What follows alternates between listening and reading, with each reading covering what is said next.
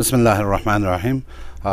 आज हिल काउंसिल का journal review meeting रखा गया था। इस मीटिंग में हमने पार्टिसिपेट किया और फ्लड से रिलेटेड चाहे ट्रीज़ कंपनसेशन का हो, चाहे लैंड कंपनसेशन का हो, और उन लोगों का जिनका फ्लड में घर वगैरह बर्बाद हो गया था, फ्लड के नीचे दब चुका था, उन सारी चीज़ों को कंपनसेट करने के लिए हमने एडमिनिस्ट्रेशन से बात किया।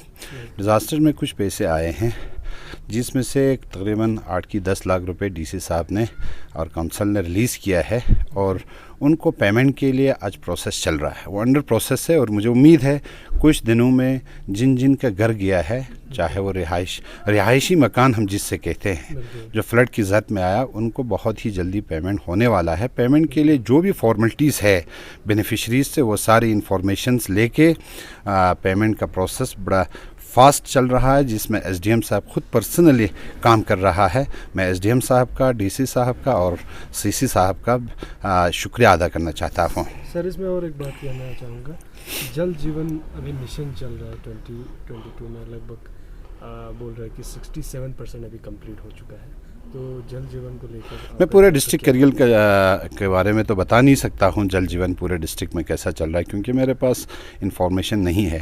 लेकिन जहाँ तक मेरे अपने कंस्टिट्यूंसी का सवाल है, मेरे कंस्टिट्यूंसी में तो तकरीबन एक्जन पीएचई जब से हसन साहब आया, उन्होंने वार फिटिंग पे काम किया जल जीवन में और काफ़ी सुधार भी लाया। जहाँ गलती हो चुका था वहाँ करेक्शंस भी इन्होंने किया, बड़ा हॉट स्टैंड लिया। और डीसी साहब तो आपको पता है जल जीवन का चेयरमैन है। डीसी साहब की क़यादत में मेरे कंस्टिट्यूंसी में जल जीवन बहुत ही अच्छा चल रहा है।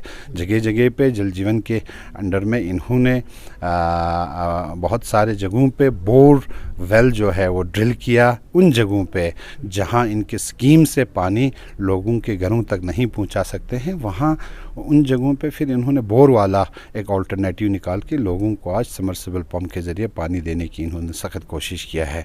लेकिन इसमें एक इशू था जो आज मैंने जनरल काउंसिल मीटिंग में उठाया। कुछ जगहों पे मेरे कंस्टिट्यूंसी में 63 mm के पाइप की ज़रूरत था, जिसकी वजह से ट्रेंच खोदा गया था। 63 mm के पाइप ना होने की वजह से आपका वो सारा ट्रेंच खोद के एक्सकेवेशन करके ऐसे ही पड़ा हुआ था। जब पाइप ही नहीं था तो यकीनन ट्रेंच खोद के ऐसे रह गया। तो अभी जनरल काउंसिल मीटिंग में मैंने यही क्वेरी उठाया था। तो एक्जन साहब के कहने के मुताबिक, जो हाउस में कमिटमेंट दिया, तो उनके कहने के मुताबिक वो पाइप 63 mm का वो पहुंचा है, रास्ते में है, तो कल या परसों तक पहुंच जाएंगे। और मुझे उम्मीद है जो ही पाइप इनके स्टोर में पहुंच जाता है तो वो वहाँ से आगे डिस्पैच कर देगा और जहाँ जहाँ 63 mm की कमी की वजह से ट्रेंच खोद के रखा हुआ है, वहाँ फिर ट्रेंच में पाइप चला जाएगा। फिर ट्रेंच में पाइप को दबाएंगे। फिर मज़ीद जो हेमलेट्स अभी जल जीवन से महरूम है, वहाँ जल जीवन के ज़रिए लोगों को पानी मिलेगा और उससे काफ़ी लोगों को राहत मिलेगा, मुझे उम्मीद है। सर, नाला ट्रेनिंग के बारे में भी काफ़ी डिस्कस हुआ, तो उसमें क्या सोल्यूशन निकला अभी तक? देखिए, बदकिस्मती से इस साल मेरी कंस्टिट्यूंसी में बहुत ही बर्बादी देखने को मिला फ्लड की वजह से। यानी इतनी बर्बादी हुआ जिसकी वजह से पूरे शक्कर का नक्शा ही बदल गया। लेकिन मैं एडमिनिस्ट्रेशन से काफ़ी मुतमईन हूँ, ख़ासकर डीसी साहब और एक्जन मैकेनिकल, एक्जन आपके इरिगेशन हो या आपका आर.एन.बी. हो।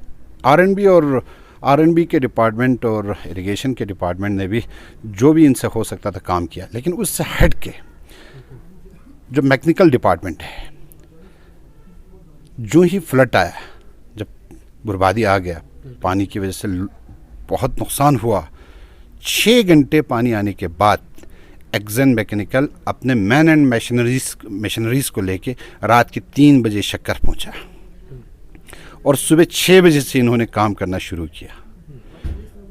मुझे इस काउंसिल में आए हुए 15 साल हुआ। इस 15 साल में मैंने कभी भी इस तरह वॉर फुटिंग पे काम होते हुए, इतना मतलब ज़िम्मेदारी से काम करते हुए कभी नहीं देखा। लेकिन इस साल मैकेनिकल डिपार्टमेंट ने नाला ट्रेनिंग हो या रोड के रेस्टोरेशन का इशू हो या किसी जिसको हम लूमा कहते हैं, लूमे में पानी आया हो, लूमे से मलबे को उठाना हो, सारा काम इन्होंने इतना बेहतरीन तरीके से किया। मैं बड़ा शर्मिंदा हूँ। मैं पूरे लोगों की तरफ से एक्जन मैकेनिकल को शुक्रिया अदा करना चाहता हूँ आपके माध्यम से, क्योंकि अगर एक्जन मैकेनिकल इसमें अपने मैन एंड मशीनरीज़ के साथ इन्वॉल्व नहीं होता तो शायद आज शक्कर के अंदर नाला ट्रेनिंग का काम नहीं होता, जिसमें मुझे डीसी साहब ने भी साथ दिया, आपके काउंसिल ने भी साथ दिया, बिलखुसूस चेयरमैन साहब आपका फ़ेरोज़ साहब ने भी साथ दिया। मैं इन सबों का तहे दिल से शुक्रिया अदा करना चाहता हूँ। और ख़ासकर एक्जन मैकेनिकल, ये एक्जन तो अवार्ड के लायक है, इनको अवार्ड मिलना चाहिए। अगर ये साथ नहीं देते तो शायद हमारे लोगों को इतना रिलीफ नहीं मिलते। मैंने देखा 17 दिन में पूरे नाला को ट्रेनिंग करके, पूरे रोड को रिस्टोर करके, रोड के रिस्टोरेशन तो सारे लिंग रोड हो, लुमा हो, सब उनको 3 दिन के अंदर इन्होंने सब कुछ ख़त्म कर दिया। नाले को वाकई थोड़ा टाइम लग गया, 22 किलोमीटर का लंबा चौड़ा नाला था। उस नाले का नाला ट्रेनिंग करना बहुत ही मुश्किल काम था, लेकिन उन्होंने सारे मैन एंड मशीनरीज को डिप्लॉय करके वो सारा भी बेहतरीन तरीके से किया। मैं एक्जन मैकेनिकल को शुक्रिया अदा करना चाहता हूँ और उनके इस बेहतरीन काम को सराहते हुए मैं उनके डिपार्टमेंट के मैन एंड मशीनरीज जितने भी हैं, बिलखुसूस जो उनके ड्राइवर्स हैं, ऑपरेटर्स हैं मशीन के, जो उनके एडब्ल्यू है, जेई है, एक्जन है, सबों को हमारे गाँव के लोगों की तरफ से शुक्रिया अदा करना चाहता हूँ।